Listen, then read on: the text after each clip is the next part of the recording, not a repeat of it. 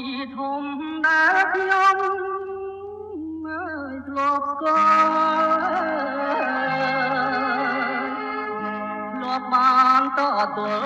ប្រហាយាកងនឹកឃើញយកមួយងងឹតសូនសងភ្លៀងធ្លាំងដីផងកំពុងបាញ់ខ្មាំងខ្ញុំលូនកាត់វាលនីកាត់ក្របត្រែងត្រង់ស្រទាប់ដងលីកូនរាំងខ្មាំងរៀបបាញ់អូនបងយកទ្រូងពាំងមិត្តបងដៃត្រង់បាញ់ខ្មាំងសិនខ្សែអូនអ្នកហុចក្របប្រាប់ឲ្យបងបាញ់អូមិត្តសំឡាញ់ធ្លាប់មានស្វ័យដៃធ្លាប់យើងឈ្នះហើយអូនហើយកុំភ័យយើងបានជោគជ័យលើពួងសត្រូវភូមិក៏ពីធំជំរុំយុទ្ធជន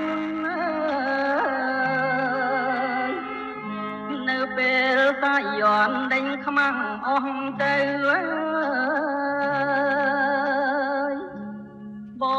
ងប្អូនជាតិខ្មែររាប់រងស្រែកហៅដំណតទៅ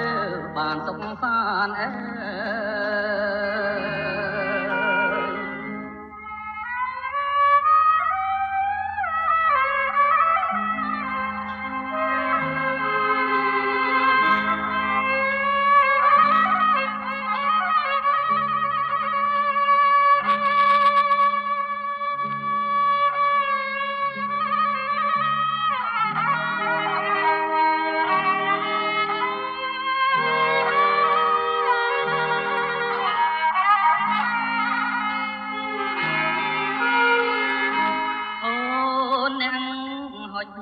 ក្រប